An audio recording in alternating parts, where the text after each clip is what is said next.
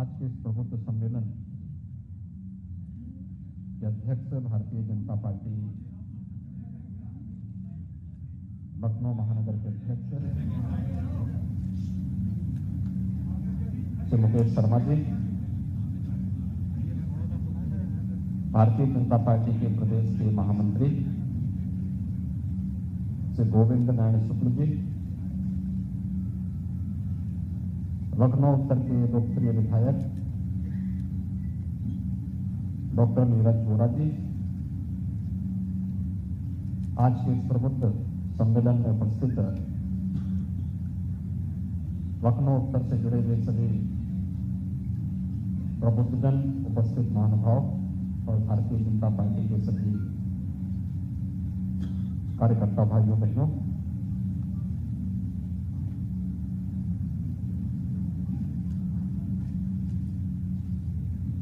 आज मुझे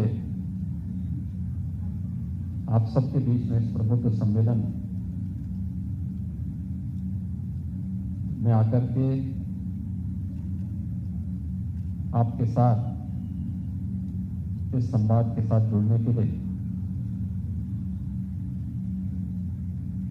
अत्यंत आनंद की अनुभूति हो रही है।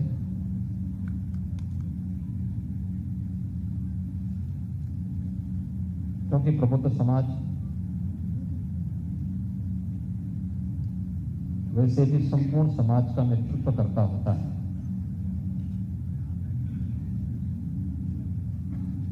उसकी राय, उसका चिंतन और उसके द्वारा दिए जाने वाले विचार को समाज का एक बड़ा तबका फॉलो करता है, उसके अनुसार आचरण करते हुए फिर आगे बढ़ता है। जब भी प्रबुद्ध समाज का चिंतन अवरुद्ध हुआ है,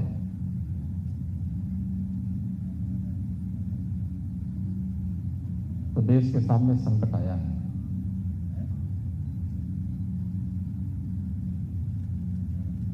पूरा देश आत्मविस्मृति के स्थिति में पहुंचा है और आत्मविस्मृति में पहुंचा हुआ समाज कभी अपनी स्वाधीनता की रक्षा नहीं कर पाता। याद करिए, आज से 7 वर्ष पहले जब मोदी जी देश के प्रधानमंत्री नहीं थे,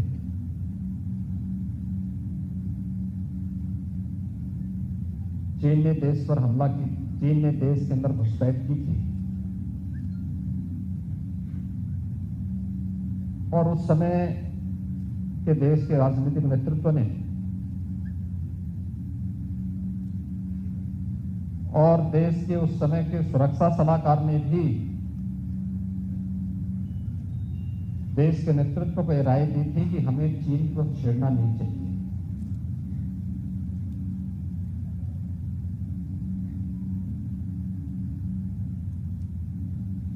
उस समय देश का नेतृत्व इस प्रकार की हरकतों को नजरअंदाज करने का प्रयास करता था।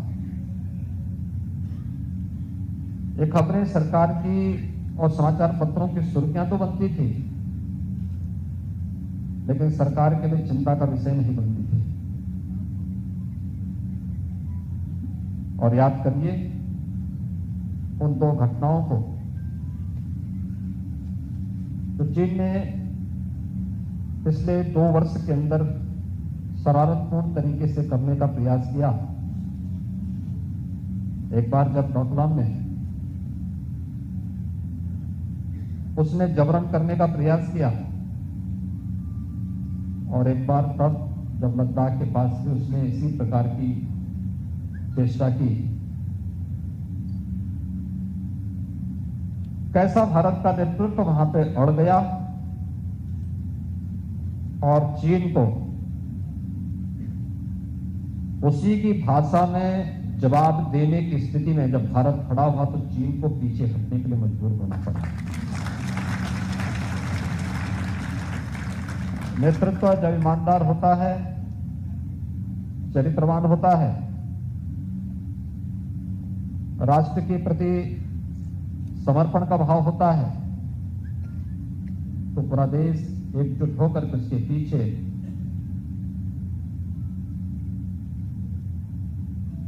चल पड़ता है। तो एक ताकत होती है, मोदी जी की यही ताकत है। 135 करोड़ का भारत जब एक साथ बोलेगा तो दुनिया की बड़ी से बड़ी ताकतें भारत के सामने झुकने के लिए मजबूर होंगी।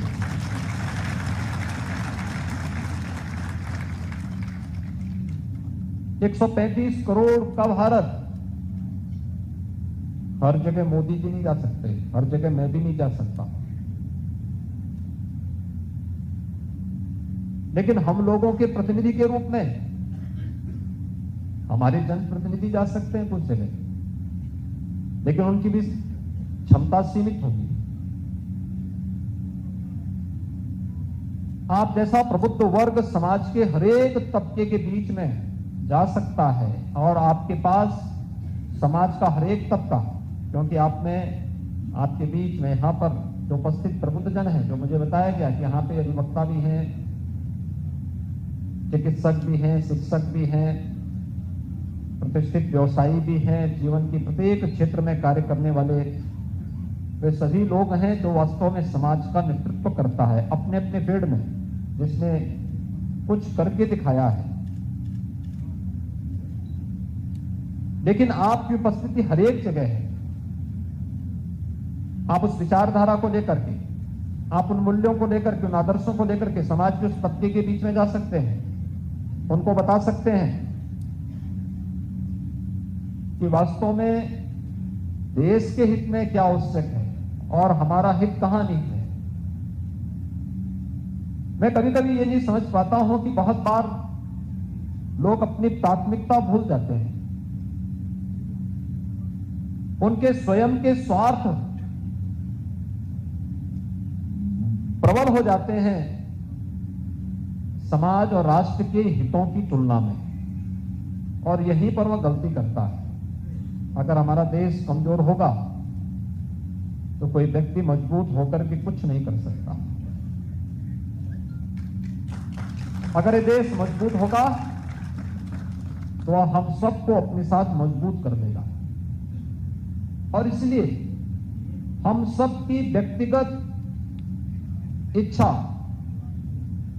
व्यक्तिगत शान शौकत, व्यक्तिगत स्वार्थ, व्यक्तिगत उपासना विधि, व्यक्तिगत मत और मजहब की स्वतंत्रता राष्ट्र धर्म के सामने गौण है। और भारतीय जनता पार्टी अपने प्रत्येक कार्यकर्ता को यही बताती है कि हमारे लिए दल से महत्वपूर्ण देश है,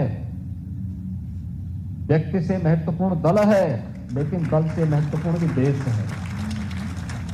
याद करिए, भारतीय जनता पार्टी अकेली राजनीतिक पार्टी है। जब देश का लोकतंत्र खतरे में पड़ा था तो उसने भारतीय जनसंघ को उस समय लोकतंत्र की रक्षा करने के लिए उस समय जनता पार्टी में समाहित कर दिया।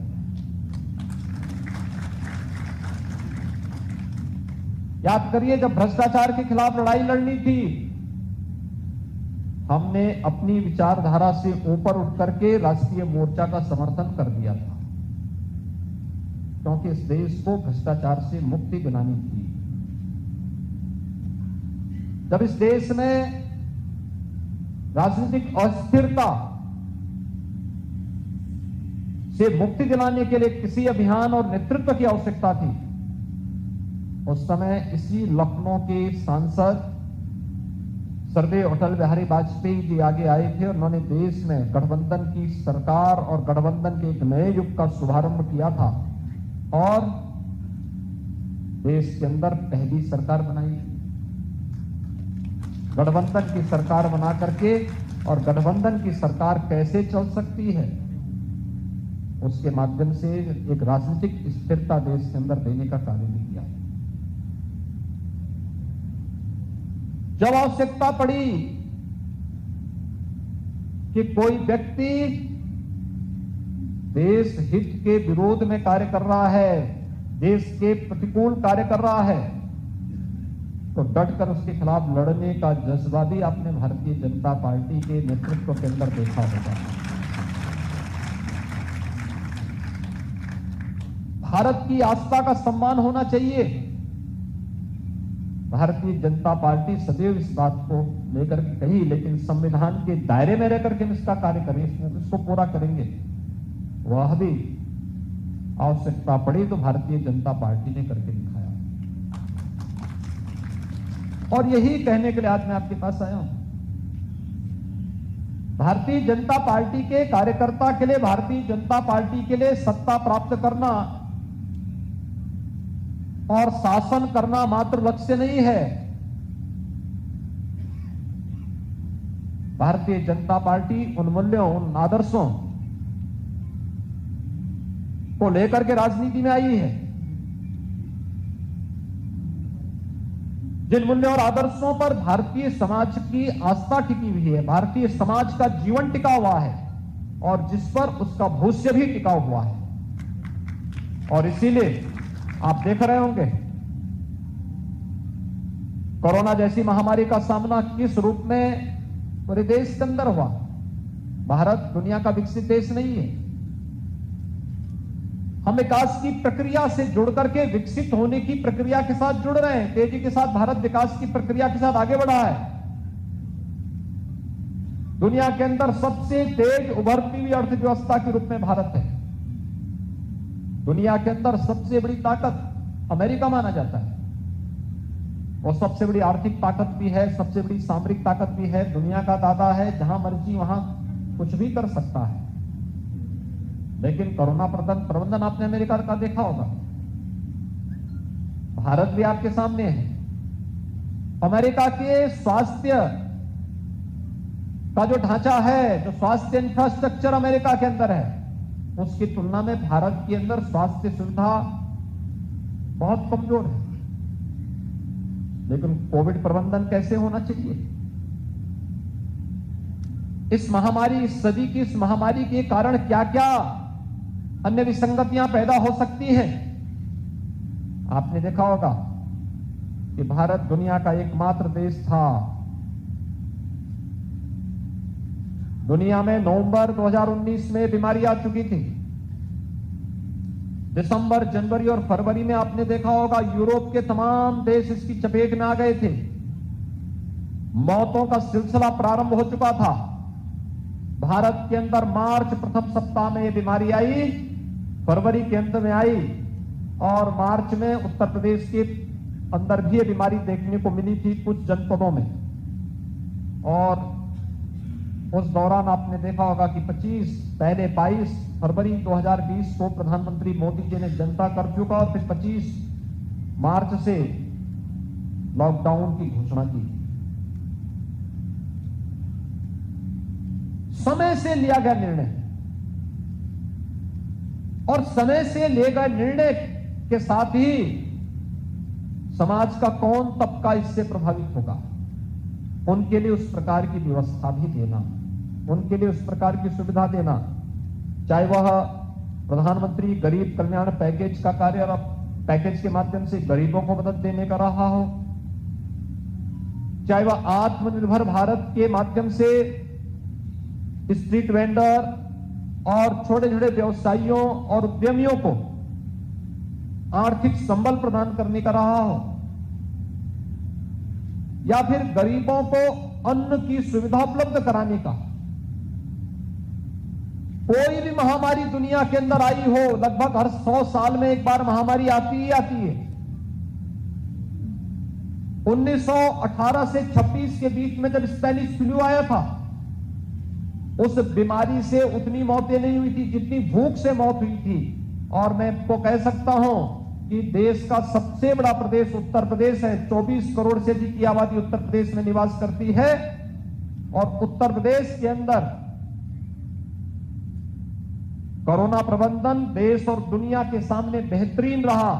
लेकिन साथ साथ मैं कह सकता हूं, भूख से एक भी व्यक्ति की मौत नहीं हुई। एक भी व्यक्ति की मौत भूख से नहीं हुई, क्योंकि हर व्यक्ति को फ्री में राशन देने की व्यवस्था सरकार ने उपलब्ध कराई।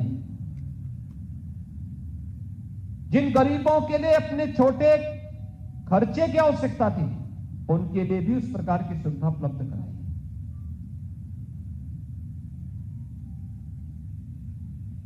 आजादी के बाद देश के पूर्वोत्तर के राज्यों में क्या स्थिति थी? अलगाववाद चरम पर था। कोई राज्य वहां सुरक्षित नहीं था। असम हो, मणिपुर हो, मेघालय हो, अरुणाचल हो, नागालैंड हो, कोई भी राज्य, बड़ी अव्यवस्था थी। अलग अलग ग्रुप खड़े हो गए थे, भारत के खिलाफ हथियार लेकर के खड़े थे। 7 वर्ष पहले क्या स्थिति थी?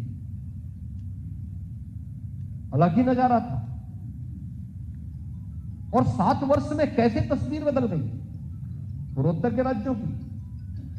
क्या स्थिति है पूर्वोत्तर के राज्यों में इस समय?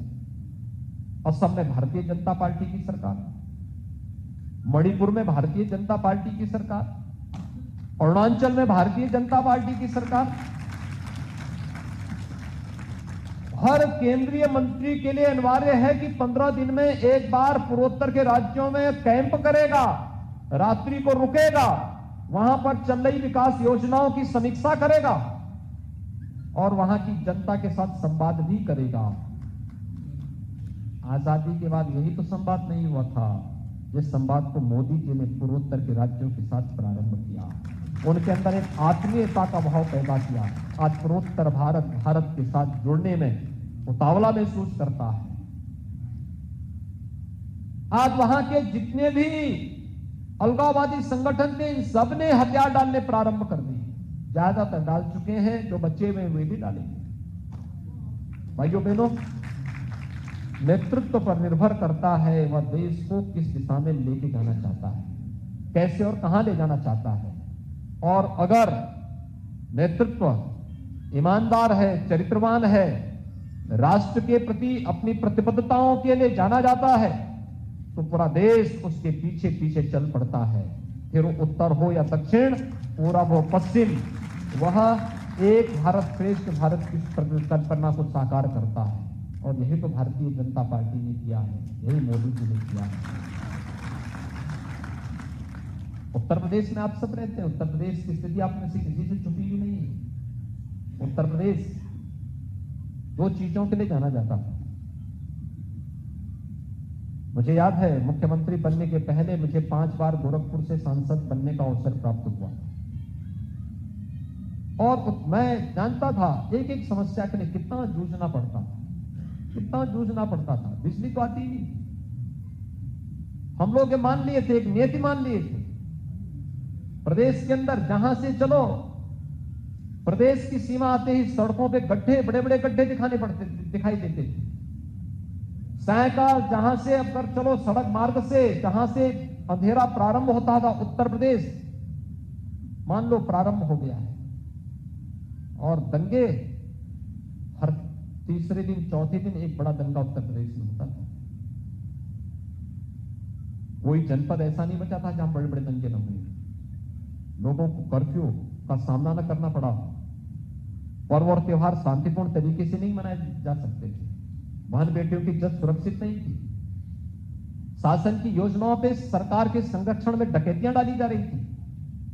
और उत्तर प्रदेश की छवि ऐसी हो गई थी कि उत्तर प्रदेश का नौजवान कभी उत्तर प्रदेश के बाहर जाता था तो उसको लोग भेद इससे देखते थे। कुछ जनपद तो ऐसे हो गए थे कि वहां के नौजवान अगर कहीं उस जनपद का नाम ले लें तो होटल के लोग, होटल वाले कमरा नहीं देते थे, धर्मशाला वाले वहां उसको ठहरने नहीं देते थे। ये उत्तर प्रदेश की पहचान हो गई। लेकिन आज हमारी सरकार के 4.5 वर्ष पूरे हो रहे हैं और मैं कह सकता हूं 4.5 वर्ष के दौरान प्रदेश के अंदर एक भी दंगा नहीं हुआ है।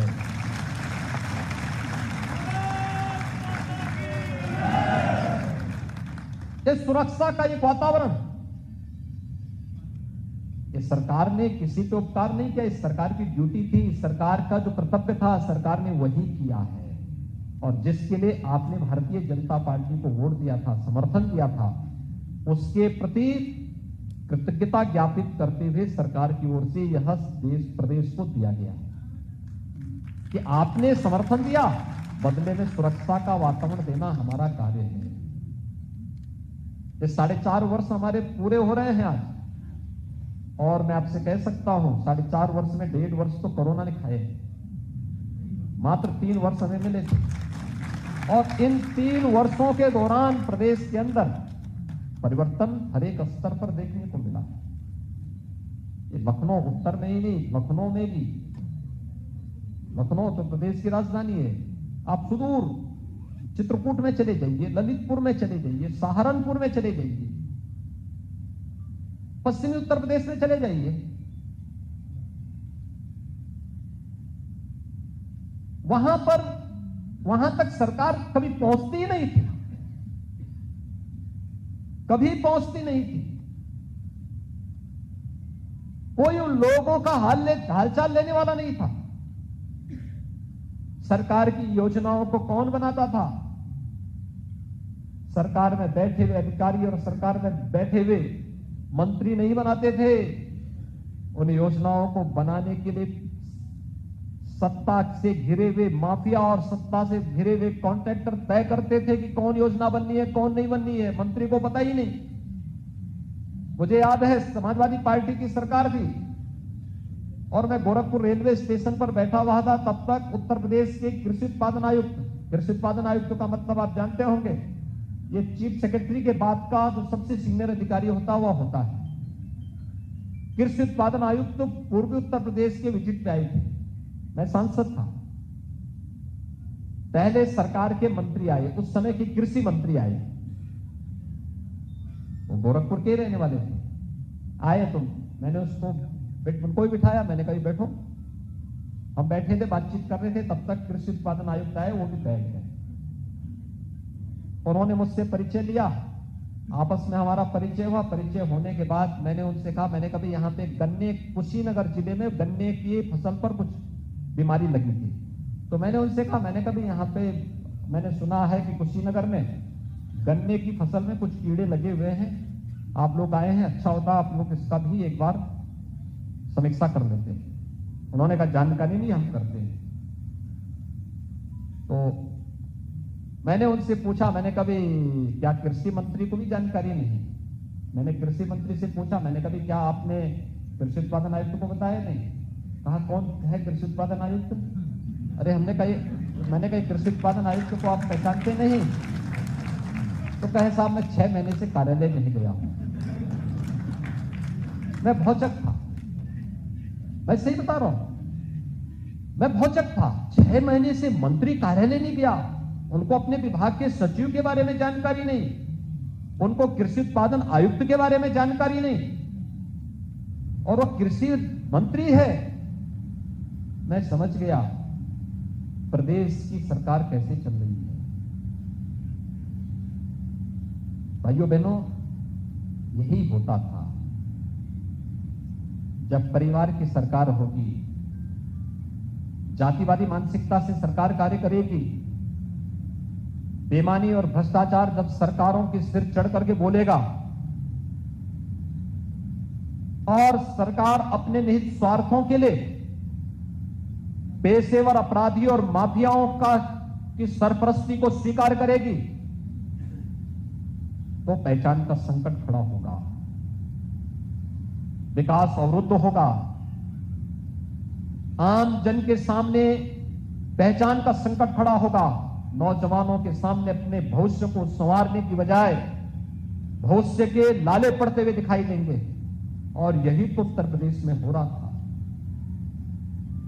14-15 वर्षों तक यही उत्तर प्रदेश के अंदर हुआ है। मुझे आश्चर्य होता है आज जब मैं विपक्ष के मुंह से विकास की बात सुनता हूं, मुझे तब ताज्जुब होता है, और इसलिए लगता है कि कम से कम देखा देगी कुछ तो बोल पा रहे हैं। नहीं तो विकास सिंह के मुंह से सुनने को मिलता ही नहीं था। मुझे याद है, तब भी मुझे याद है जब पूर्वी उत्तर प्रदेश में बाढ़ आती थी, भयंकर बाढ़ में डूबा रहता था, इंसेफ्लाइटिस की चपेट में प्रदेश रहता था, डेंगू की चपेट में रहता था, और मैं देखता था कि सभी फिल्मी हस्तियां सेफई में आकर के नाच गाने का मंचन कर रहे हैं। ये भी दृश्य हम लोगों ने देखा है। प्रदेश का पूरे विकास का पैसा एक जगह केंद्रित होकर के रह जाता था। आम जन को उन विकास के कार्यों से कोई सरोकार नहीं, केवल अपने व्यक्तिगत पुष्टि के लिए सब योजनाएं बनती थी। ठेकेदारों को संतुष्ट करने के लिए ये सब होता था और कोई और भी छुपावा नहीं। राजनीति में बड़ी बड़ी टीमें हाथते हैं। यही लखनऊ में आपने देखा होगा, डीजीपी के आवास के, पहले प्रदेश का जो डीजीपी है उनका आवास और उनका कार्यालय एक ही भवन में था। उनके ठीक सामने 500 मीटर की दूरी पर एक कुख्यात बर्बर माफिया ने 5 बड़ी बड़ी हवेलियां खड़ी कर दी थी। तो मैं एक दिन डीजीपी का विदाई था तो मैं वहां गया था, तो मुझे मेरे एक अधिकारी ने बताया, मैंने कहा साहब इस सामने जो बिल्डिंग दिखाई दे रही है आप जानते हैं किसकी है? मैंने कहा भी किसी ने बनाई होगी। कहा नहीं ये उस माफिया की। अरे हमने कहा किसकी जमीन है ये? तो कहा गया कि ये जमीन जांच करवानी चाहिए। वास्तव में मैं आया, मैंने उसके कागज मंगवाए तो मुझे कुछ कागज मिले, सब तो शत्रु संपत्ति की। और शत्रु संपत्ति से कोई व्यक्ति कैसे कब्जा कर लेगा? तो मैंने कहा भी अब इसका एक उपचार है। हम लोग लड़ रहे थे, सब जगह लड़ रहे थे। मैंने कहा जब कुछ नहीं होगा तो मैंने कहा चलो बुलडोजर तो है।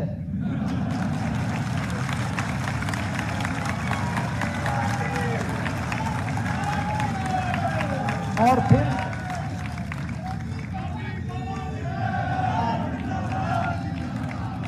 क्योंकि मैं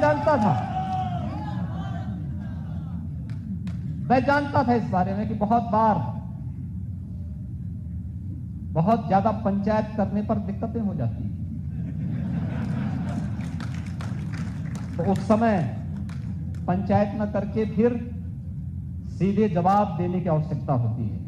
और वह सीधा जवाब देने की जब कार्रवाई प्रारंभ हुई तो आज आप देख रहे होंगे कोई माफिया अब किसी सरकारी भूमि पर, किसी व्यापारी की भूमि पर, किसी निर्दोष या किसी संभ्रांत नागरिक की भूमि पर कब्जा नहीं कर पाएगा, कभी नहीं कर पाएगा। मैं देख रहा हूं बहुत सारे लोग सरेंडर कर रहे हैं, भाग रहे हैं, संपत्ति को सुपुर्द करते हुए भाग रहे हैं। अकेले प्रयागराज में 100 एकड़ भूमि हमें सुपुर्द की गई है। 100 एकड़ भूमि, और हर महानगर में इसी प्रकार से चल रहा है। और मैंने इस बारे में कहा, मैंने कभी यहां पे गरीबों के लिए आवास बनाओ पहले, फिर आवास के लिए जो भूमि बचती है फिर इस भूमि पर अलग अलग तबके के लोगों के लिए भी आवास की सुविधा दो, अच्छी सुविधा दो, बुनियादी सुविधाओं से परिपूर्ण अच्छी हाउसिंग स्कीम निकल लेकर के आओ। यानी प्रदेश के अंदर किस प्रकार का वातावरण बनाया था। और मुझे बहुत अफसोस होता था, लोग मुझसे कहते थे जब कोई राष्ट्राध्यक्ष से भेंट होती थी, कोई राजदूत मिलने के लिए आता था, किसी देश का एम्बेसडर आते थे, शिष्टाचारवश भी आते थे, उनके अपने आर्थिक हित भी जुड़े होते थे, व्यवसायिक हित भी जुड़े होते थे, वे आते थे, भेंट करते थे। महीने में 2-3-4 इस प्रकार के लोग आते हैं और हमें अपने राज्य के बारे में अपना प्रेजेंटेशन प्रस्तुत भी करना होता है, हमें अपने बारे में बताना होता है कि हम क्या स्थिति है, यूपी की स्थिति क्या है। मुझे बहुत संकोच हो रहा, लोग कहते थे कि यूपी के बारे में क्या स्थिति है, तो मुझे बोलना पड़ रहा है यूपी देश का सबसे बड़ा जो है जनसंख्या वाला राज्य है, लेकिन इकोनॉमी क्या है। हम बड़े संकोच से कहते थे कि छठी अर्थव्यवस्था, हम छठे नंबर पर हैं। भाइयों बहनों, आज मैं कह सकता हूं उत्तर प्रदेश ने जो छलांग लगाई है, आज उत्तर प्रदेश देश की नंबर 2 की अर्थव्यवस्था है। अगर प्रयास नहीं होते तो हम भी वहीं पड़े रहते जहां छठे नंबर पर थे, हो सकता उससे ही पीछे जाते। एक स्वस्थ प्रतिस्पर्धा देश के अंदर खड़ी की है प्रधानमंत्री जी ने। उत्तर प्रदेश आज मजबूती से इसमें आगे बढ़ रहा है। व्यवसाय की सुगमता, सरकारी नौकरी कहां से मिलेगी इस नौजवानों की? 4.5 लाख नौजवानों को हमने सरकारी नौकरी दी। एक भी नौकरी पर कोई प्रश्न नहीं खड़ा कर सकता। पूरी पारदर्शी तरीके से, ईमानदारी पूर्वक हर एक नौजवान को जिस योग्यता और क्षमता का था उसको नौकरी वहां पर दी गई। और ये केवल एक जनपद का नहीं, आप प्रदेश के अंदर किसी भी जनपद में आप जाएंगे, वहां का नौजवान, बड़ी भारी संख्या में नौजवानों को सरकारी नौकरी मिली है। तो भारी संख्या में नौजवानों को प्रदेश के अंदर जो सुरक्षा का बेहतर वातावरण बना, निवेश की स्थिति पैदा हुई, उससे भी निजी क्षेत्र में भी नौकरी के साथ साथ रोजगार की व्यापक संभावनाएं प्रदेश के अंदर बनती हुई दिखाई। लोगों ने रोजगार और नौकरी पाई। हमने परंपरागत उद्यम को भी आगे बढ़ाया, बैंकों के साथ उसे जोड़ा, और आज उसका भी परिणाम हमारे सामने देखने को मिल रहा है, बड़े पैमाने पर देखने को मिल रहा है। उत्तर प्रदेश एक्सपोर्ट का हब बन जाए, लोग देख के आश्चर्य करते हैं। अभी कल ही जीएसटी काउंसिल की बैठक थी लखनऊ में, और जीएसटी काउंसिल की बैठक में देश के सभी वित्त मंत्री आए थे, केंद्रीय वित्त मंत्री जी भी थी और सभी राज्यों के वित्त मंत्री भी आए थे। वे सभी इस बात पर बहुत जब थे, अरे Uttar Pradesh revenue surplus state बन जाए, उनके लिए कल्पना थी, लेकिन उत्तर प्रदेश ने वह करके दिखाया है, वह सब करके दिखाया है। और उत्तर प्रदेश में किसी चीज की कमी भी नहीं होने दी। आज तो उत्तर प्रदेश अटल जी के नाम पर मेडिकल यूनिवर्सिटी हम लखनऊ में बना रहे हैं, कार्य युद्ध स्तर पर चल रहा है। उत्तर प्रदेश में जब हम लोग आए थे, 75 जनपदों में से मात्र 12 जनपद ऐसे थे जहां पर सरकारी मेडिकल कॉलेज बना था। बाकी जनपद कोई प्रोत्साहन नहीं था। 53 जनपदों में मेडिकल कॉलेज की स्थिति नहीं थी, डिस्ट्रिक्ट हॉस्पिटल भी नहीं संचालित होते थे, एक भी जनपद में एडवांस लाइफ सपोर्ट एम्बुलेंस नहीं थी, यानी कार्डियक एम्बुलेंस नहीं थी। आज याद करिए, अगर 17 के पहले दुर्भाग्य से ये कोरोना आ गया होता, क्या स्थिति होती, किस प्रकार की स्थिति होती। कोरोना के दौरान पहली लहर में तमाम झंझावतों के बावजूद हम लोग सुरक्षित थे। सेकेंड वेव में जब आई, उसके ठीक पहले मैं भी चुनावी रैलियों में बाहर इतनी व्यस्त रहा, अलग अलग राज्यों में, कहीं से मैं भी इसकी चपेट में आ गया। और वह 12-14 दिन मेरे लिए कितने कठिन थे। मैं ईश्वर से ये प्रार्थना कर रहा था कि नेगेटिव जैसे मेरा आए, मैं थोड़ा फील्ड में निकलूं तो कहां है कोरोना। और आप आश्चर्य करेंगे कि जैसे ही नेगेटिव रिपोर्ट आई, मैं अगले दिन फील्ड में निकल गया। एक एक जनपद में, एक एक गांव में, एक एक कस्बे में जाता था, लोगों से बातचीत करता था, वहां की व्यवस्थाओं के बारे में टीम को प्रोत्साहित करता था। संसाधन कम है तो संसाधन बढ़वाने की व्यवस्था करके फिर मैं वापस आता था। और आपने देखा होगा, दुनिया के अंदर उत्तर प्रदेश ने कोरोना प्रबंधन का सबसे अच्छा मॉडल खड़ा किया। याद करिए, मॉडल खड़ा करने के लिए मेहनत करनी पड़ती है, परिश्रम करना पड़ता है, टीम वर्क से सब कार्य प्रारंभ होता है। जहां पर मंत्री अपने अधिकारी को न पहचान रहा हो और अधिकारी अपने मंत्री को न पहचान पा रहा हो, क्या उन लोगों से आप उम्मीद करते हैं वे ट्विटर पे खेल रहे होते? प्रदेश में कोरोना महामारी से लोग जान दे रहे होते, कोई पता ही नहीं होता। ही एक पार्टी का देखते ही होंगे, देश पे कोई आपदा आती है, वे इटली भाग जाते हैं, उनको देश से कोई मतलब ही नहीं। उत्तर प्रदेश ने उनकी पूरी खानदान को प्रधानमंत्री पद तक पहुंचाया, लेकिन उत्तर प्रदेश के बाहर जाएंगे, कहेंगे उत्तर प्रदेश के लोग तो बहुत खराब। और यही स्थिति जब हिंदुस्तान के बाहर जाते हैं तो हिंदुस्तान के बारे में वही टिप्पणी करते हैं। उनको चाहिए उत्तर प्रदेश से सब कुछ, लेकिन उत्तर प्रदेश के लोगों की निंदा करना, उत्तर प्रदेश के लोगों को अपमानित करना, भारत के बाहर भारत के बारे में टिप्पणी करना, देवी देवताओं के बारे में टिप्पणी करना, राम और कृष्ण को नकार जाना, उनकी प्रवृत्ति का हिस्सा है। तो एक्सीडेंटली हिंदू होगा तो यही तो होगा। और ये एक्सीडेंट बार बार जनता नहीं दोहराने देगी। और इसलिए भाइयों बहनों, मैं आज आपसे अनुरोध करने के लिए आया हूं। पूरा देश वर्तमान में देख रहा है, आपने देखा होगा। मैं यहां के कार्यक्रम के पहले एक दूसरे जनपद के कार्यक्रम से वापस आ रहा हूं। मैं लखनऊ में नहीं था।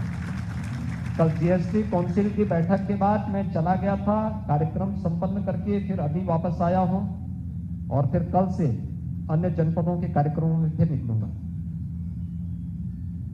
4.5 वर्ष हम लोगों ने न दिन देखा न रात्रि देखी, न रुके न डिगे न थके।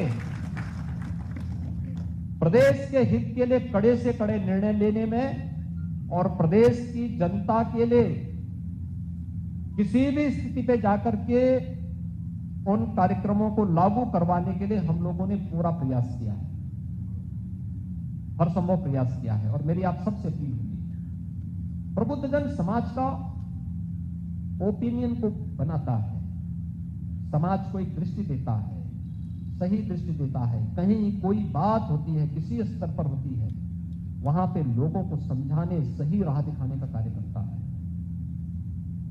और इस विषय में भी आप सबसे अपील होगी, अगले 6 महीने प्रदेश के लिए बहुत महत्वपूर्ण होंगे। कैसा राज चाहिए? दंगा मुक्त, भय मुक्त, विकास और ईमानदारी से प्रदेश के हित के बारे में सोचने वाली सरकार चाहिए, या दंगाइयों को मुख्यमंत्री आवास पर बुला करके सम्मानित करने वाले वही भ्रष्ट, वही माफिया, वही पेशेवर वे लोग जिन्होंने प्रदेश की पहचान का संकट प्रदेश की जनता के सामने खड़ा किया था, वही लोग। और इस पर एक स्वस्थ बहस के साथ साथ उन सभी कार्यों की समीक्षा करते हुए आगे बढ़ने के लिए आप सबका आह्वान करने के लिए आज मैं विशेष रूप से लखनऊ उत्तर के इस विधानसभा क्षेत्र में उपस्थित हुआ हूं। मेरी आप सबसे अपील होगी और उस दिशा में हमें आगे बढ़ने की आवश्यकता है। आज आप देख सकते हैं किस प्रकार की स्थितियां हैं। कोई सोचता था? लोग कहते थे अयोध्या के बारे में, लोग कहते थे, जब मैं मुख्यमंत्री बना, मुख्यमंत्री बनने के बाद दीपावली आई, दीपावली के पहले 15 दिन पहले हमारे सभी प्रशासनिक अधिकारी आए, चीफ सेक्रेटरी, सब लोग। इन्होंने कहा साहब दीपावली के दिन सभी अधिकारी आपको दीपावली की कविश करने के लिए आना चाहते हैं। मैंने कहा मैं दीपावली के दिन लखनऊ में संभवतः बाहर रहूंगा, क्योंकि मैं कुछ जनजातीय बच्चों के बीच में कार्यक्रम करता हूं, तो वहीं रहूंगा।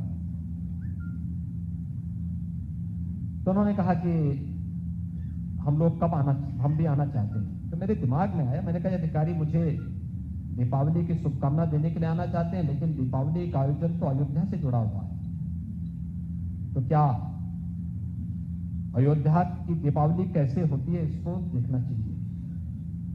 मैंने अपनी एक टीम भेजी वहां अयोध्या। मैंने कहा जाके देखो अयोध्या में क्या होता है। उन्होंने कहा अयोध्या में कुछ नहीं होता। फिर मैंने टीम से कहा, मैंने कहा एक बार थोड़ा संतों से बातचीत करके उनके मन को टटोलिए, क्या उनके मन में है, तो चाहते क्या है। खैर उनके मन में था भी नहीं, कुछ भी नहीं था। तो मैंने कहा उनको एक बात बोलो कि हम एक आयोजन अयोध्या में करना चाहते हैं, क्या वे सभी लोग मंच पे आएंगे और मुझसे एक बार टेलीफोन से बात करवा दें। मैंने जब टीम के सामने, प्रशासनिक टीम के सामने बात रखी, उन्होंने कहा साहब अयोध्या जाने में बड़ी बदनामी होगी। मैंने कहा अयोध्या जाने में कौन बदनामी होगी? तो कहा नहीं बदनामी होगी। मैंने कहा देखो अयोध्या के लिए हम बदनाम भी सहने के लिए तैयार हैं, और इस बार मैं जाऊंगा। इस बार की दीपावली अयोध्या में होगी और भव्य दीपावली मनाएंगे। और दीपावली के उस आयोजन के साथ जुड़ना है। तो अधिकारियों ने कहा, मेरे टीम थी, मैंने उससे कहा, मैंने कहा एक काम करो 51,000 दीपक जलाने की व्यवस्था करो। अयोध्या और उसके आसपास के जनपदों में नहीं मिले, पूरे प्रदेश से इकट्ठा हमें करवाना पड़ा। आपने देखे ही अयोध्या की दीपावली आज और देश के लिए एक आयोजन बन गया है। जन भावनाएं कैसे उमड़ती हैं जब नेतृत्व देश का यशस्वी होता है, 500 वर्षों की जमी हुई बर्फ कैसे पिघल गई। आपने देखा एक झटके में अयोध्या में राम जन्मभूमि का सारा विवाद समाप्त। आज मंदिर के निर्माण कार्य युद्ध स्तर पर चल रहा है। मंदिर का निर्माण ऐसा हो रहा है 1000 वर्षों तक कुछ भी हो जाए मंदिर की नींव नहीं हिल पाएगी। ऐसा भव्य मंदिर, दुनिया का सबसे भव्यतम, सबसे सुरक्षित स्थल के रूप में अयोध्या में राम मंदिर के निर्माण का कार्य हो रहा है। आपने देखा होगा किस प्रकार की स्थिति है अयोध्या में। लोग कहते थे कि फैसला हो जाएगा तो ये हो जाएगा। मैंने कहा यार देखो ये सब की चिंता मत करो। सभी अधिकारी कहते थे कहा साहब फैसला हो जाएगा तो ऐसा ना हो। हमने कहा देखो सब चिंता मत करो, सब मैं संभालूंगा। और लोग बोलते थे, कोई बोलता था खून खराबा हो जाएगा। मैंने कहा देखो एक मच्छर भी नहीं मरेगा उस दिन, देखना एकदम शांत रहेगा। और भाइयों बहनों देखो कितना शांतिपूर्ण दिन था। मैं सही बता रहा हूं। 9 नवंबर 2019 को जब श्री राम जन्मभूमि का फैसला आया था, यानी उस दिन प्रदेश में एक सामान्य छिनैती की घटना भी नहीं घटी थी। अक्सर मैं देखता हूं कि कोई मोबाइल फोन से बात कर रहा है, कोई दूसरा आया तुरंत छीन के भाग रहा है। उस दिन ये भी नहीं हुआ। राम राज्य का दिन था, सचमुच राम राज्य का दिन था। और हम सबको गौरव की अनुभूति होनी चाहिए। हम गौरव की अनुभूति करें कि अयोध्या उत्तर प्रदेश में है। अयोध्या उत्तर प्रदेश में है, मथुरा उत्तर प्रदेश में है और काशी उत्तर प्रदेश में है। गंगा, यमुना और सरस्वती का त्रिवेणी संगम प्रयागराज उत्तर प्रदेश में है। हम सबको अपनी आस्था के इन केंद्रों पर गौरव की अनुभूति करनी चाहिए। इनके संरक्षण के लिए, इनके संवर्धन के लिए आने वाली पीढ़ी की आस्था इनके साथ जुड़ी रहे और हम मजबूती के साथ इन व्यवस्थाओं के साथ जुड़ करके गौरव की अनुभूति कर सके। इस पर हम सबको मिलकर के आगे बढ़ना होगा। मुझे लगता है कि प्रबुद्ध सम्मेलन के अवसर पर मैं आप सबसे ये अपील करूंगा कि 4.5 वर्ष हम लोगों ने, हमारी पूरी टीम ने प्रदेश की जनता को समर्पित किए। अगले 6 महीने में आपसे भी चाहूंगा कि आप लोग भी भारतीय जनता पार्टी के इस मिशन का हिस्सा बने। देखिए मिशन का हिस्सा बनने के लिए ये मत सोचिए कि कोई मुझे कहेगा तभी मैं करूंगा, या कहीं कुछ हो रहा है, कोई देश को, समाज को, किसी सामान्य नागरिक को या समाज की कहीं क्षति कर रहा है, तुम्हारे मुंह से शब्द कतई नहीं निकलना चाहिए कि मेरा तो क्या है। ये कभी नहीं। जब भी ये शब्द निकले हैं, देश कभी आगे नहीं बढ़ पाया, कभी नहीं। हमारा तो एक ही भाव होना चाहिए कि नहीं, हम ठीक है, व्यक्ति के नाते, पारिवारिक नागरिक होने के नाते आप लोगों का दायित्व बनता है कि अपने परिवार की देखभाल करें, उनकी सुरक्षा करें, उनकी अच्छी खुशहाली के लिए कार्य करें। लेकिन समाज के लिए भी और देश के लिए भी हमें सोचना होगा, उसके प्रति भी अपनी प्रतिबद्धताओं को दोहराना पड़ेगा, आगे बढ़ना पड़ेगा।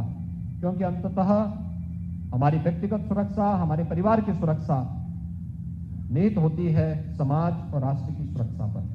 अगर समाज सुरक्षित है, हम भी सुरक्षित हैं, हमारा देश सुरक्षित है तो हम सब भी सुरक्षित हैं। और ये भाव हमारे मन में सदैव बना रहना चाहिए।